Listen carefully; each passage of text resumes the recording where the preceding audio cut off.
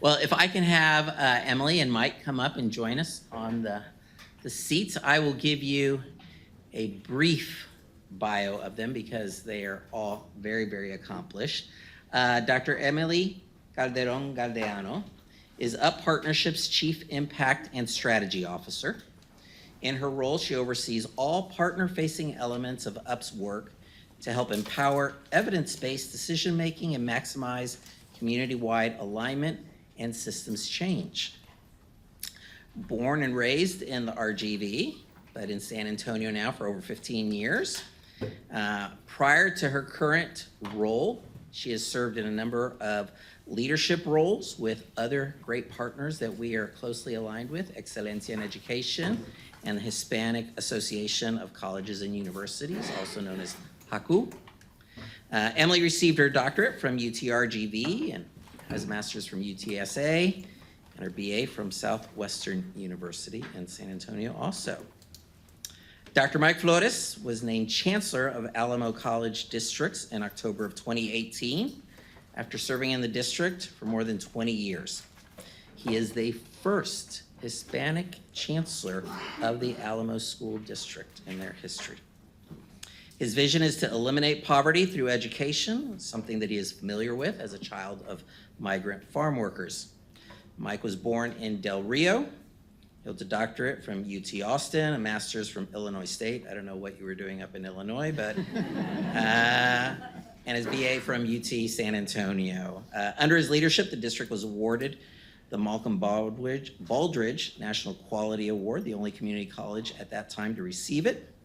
He also launched the Alamo Promise, and his college has been recognized by the Aspen Prize for Community Colleges and many, many other awards, too many to put here. Both of these panelists, as you can tell, are big stuff. And they share one more accolade, is that they are both parents and take very seriously making sure that their children and the young people in San Antonio have a better and brighter future. Please join me in welcoming Emily and Mike.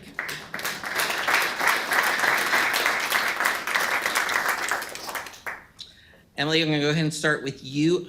We're in Dallas. A lot of these people are from sort of all across the state and may not be as familiar with the UP Partnership. So I'd love for you to share a little bit about the UP Partnership, its model for change in the community, and specifically your Future Ready Bexar County initiative.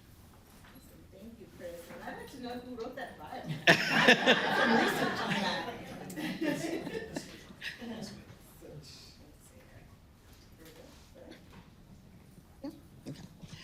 Yes, so I'm with UP Partnership, abbreviated for Unlocking Potential.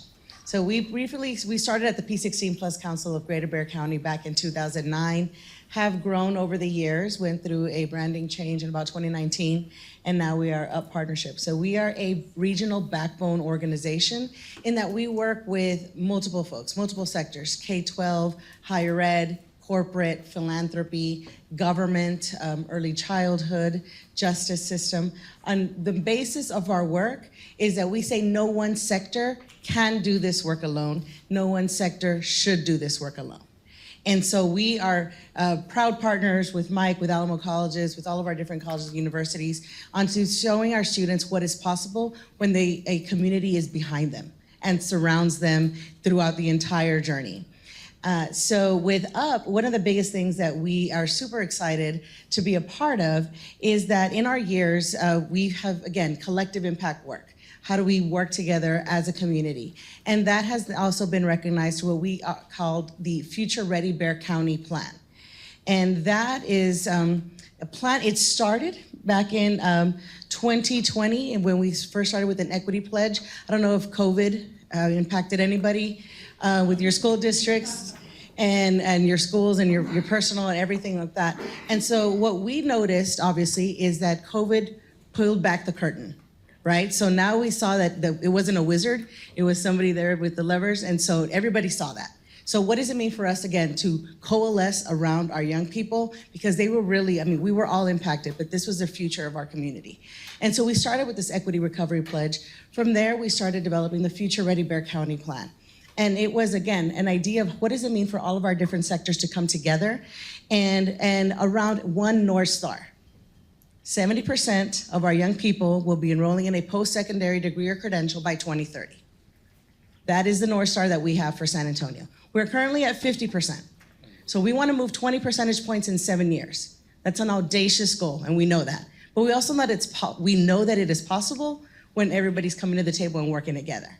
And so we then said, okay, what does it mean for us to work together with this? And we have the areas of healing, access, and voice. So we say that these are things that our young people need. We call them the must-haves. How do we go from disconnection to access? How do we go from punishment to healing? How do we go from isolation to voice? Again, centering this around our young people. And if they have these three things, then we have equity. And so you have on your tables a little bit about our Future Ready Bexar County plan. And so what was great is that folks came to the table with no money at the table. Folks believed it was working around young people. And so what we've gotten is we've got 90 partners, at least 90 partners have signed on to be a part of this. Again, all these different sectors, early childhood, K-12, higher ed, corporate, funders, government, and workforce. And so all these folks are coming together. What is the most exciting thing, so we have been working through this over the last couple of years. In November, we had a big announcement. Thank you to National Funder, Blue Meridian Partners, and a lot of our, many of our local funders as well, United Way, San Antonio Air Foundation, Charles Butt Foundation, other state funders like the Greater Texas Foundation, and other partners. We have then come together and raised $114 million for our community in Bexar County to start moving forward in this North Star. And so we're super excited about that. And this is, again, because it's a way so that we can center around our young people. And we're gonna be, that's something you're gonna hear me talk today, you're gonna hear me talk tomorrow. That is core, is that messaging. How do we know our young people? How can we tell our young people? How can we show our young people that we are there for them in all the entire journey? Mike, you're in a higher ed rich environment. You have 2 public four-year institutions, a number of private institutions, and Alamo Colleges is been recognized as a leader amongst all of those higher ed institutions. What has that journey been? You've been at the college for quite a while. I've known you for quite a while, and it wasn't that way before, so there has been a journey of the college. So what has that journey been, and specifically, what is the role of the community college in supporting the economic, cultural, sort of personal advancement of the community as a whole? I just good morning to everyone, right? This is a pretty ambitious-minded, right, goal-oriented group of individuals that are very connected with communities and I think want to do right by our communities. And I think I'm going to pick up from what Emily mentioned in particular. So it really is about collective impact for us, being in an ecosystem, right, in San Antonio, and then looking,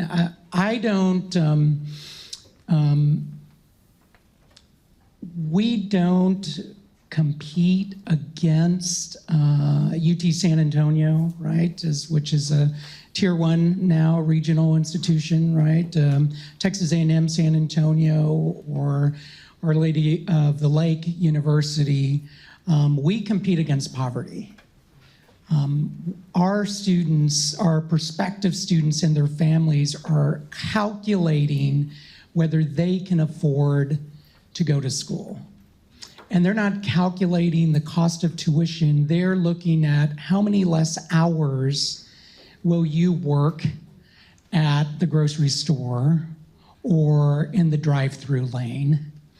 And how much more will I have to work in order to make up that delta, to pay the rent and buy groceries and hope against hope that nothing else takes us into the negative? So I think that is that's a calculation that we look at in how we approach things in Alamo and in partnership with UP and with others. And it's also about our moonshot, which we articulated over 5 years ago, which is Our work is to partner to end intergenerational poverty in San Antonio through education and training in partnership with others. We can't do it alone, so we realize the foundational aspects are that it is collaborative, and the other is that it's steeped in the community context. So if 1 out of 5 of our residents, 4 generations have been locked in poverty. And it is not because of a lack of work ethic. It's not because of dreams or aspirations. It is because of access to a credential. And so that's how I think what is the most critical thing of our work. And the other part is just the opportunities that we have and the opportunities that we've harnessed and realized at scale within a growing metropolitan area. And what does that look like for us to be able to do that? What does it mean to drive down time to degree for our students from about, actually in just 2 years, driving that down from 4 years and 3 months to 3.5 years in just a short amount of time? What does it mean for an associate degree holder to actually cross the stage from one of our 5 colleges with only 64 credit hours for an associate's degree? And often those 4 hours are a prerequisite that UTSA wants them to have to go directly into their major. So what I think our student stories tell is that demographics never determines destiny. And with this group of supporters and with practitioners and colleagues here, right, that we've been able to show that definitely in Alamo with my colleagues and with others, and actually in partnership with each and every person here to ensure that we can provide access. So 5 years ago, launching, right, Alamo Promise, convening, asking the mayor and the judge, Up Partnership, Chambers of Commerce, the general manager from Toyota and others to be part of a 17-member steering committee, consulting with folks, right, having a conversation with Todd and with Eric and with Joe, and then bringing a team of 15 folks up to Dallas as part of a landscape analysis, and then going to Knoxville and looking at Tennessee, and then coming back and making something our own that's truly San Antonio. And looking at 5 years in, that we have seen for 2 years in a row, close to 20% growth year on year from Title I high schools. And actually realizing the largest freshman class that we've ever had in San Antonio last year, and now another record-breaking this year, and growing over the last 5 years by 11,000 net new students. So not only growth, but also success, because all of those student metrics continue to improve.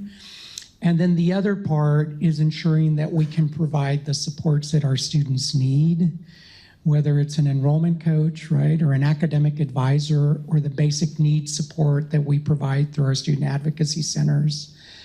And then realizing that the work doesn't end, because now, thanks to colleagues, community college leaders in this room, House Bill 8, right? And then now, how can we ensure that we can hardwire and that our students cross those ever critical milestones to continue to feed, support, and further reinvest in our students? Both of you spoke about the role of collaboration. We have K-12 systems speak one language, higher ed speaks another language, nonprofits speak a different language, business speaks a different language.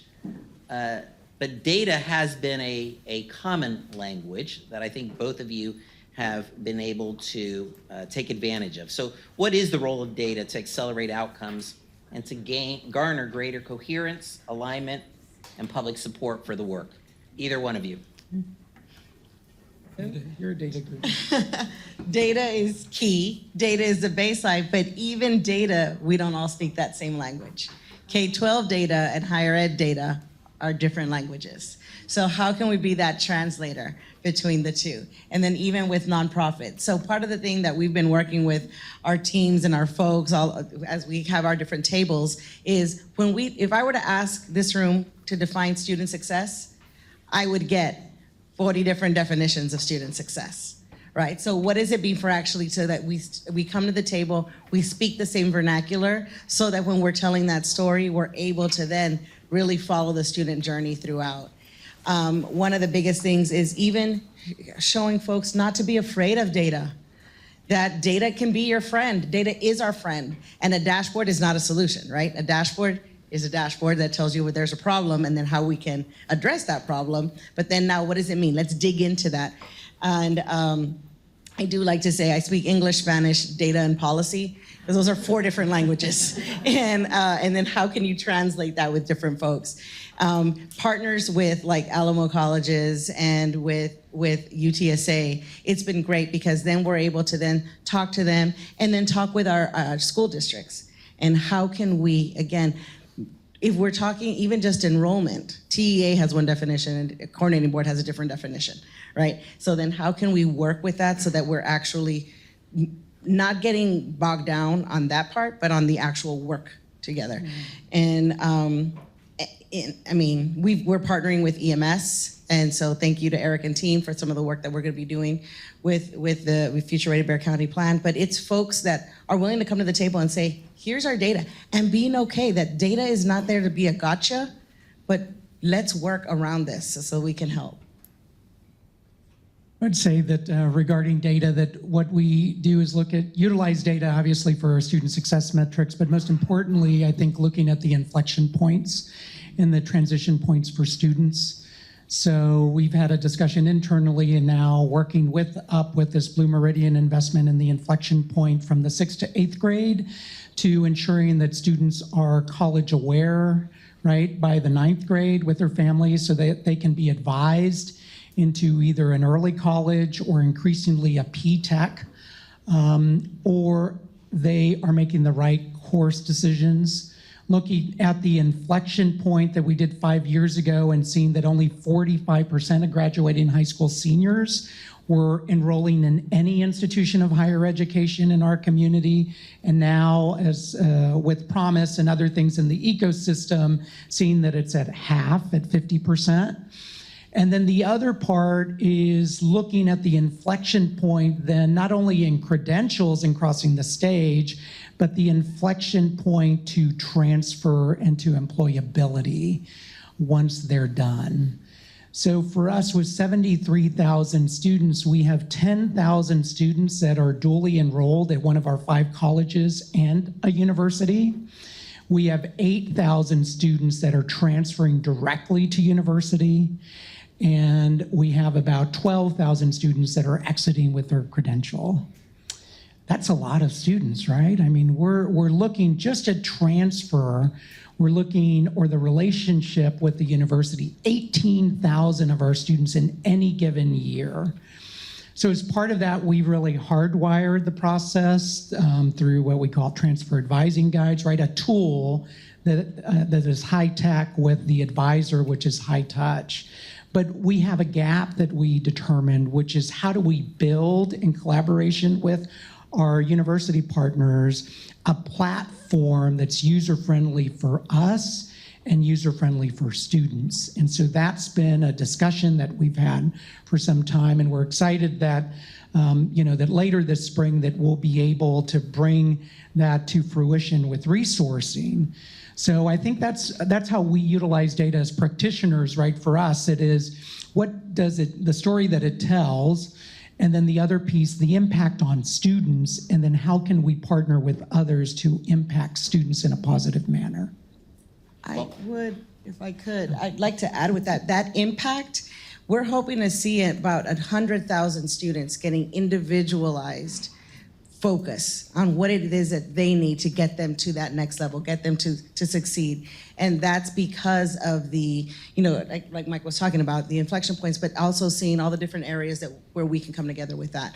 So 100,000 students for that.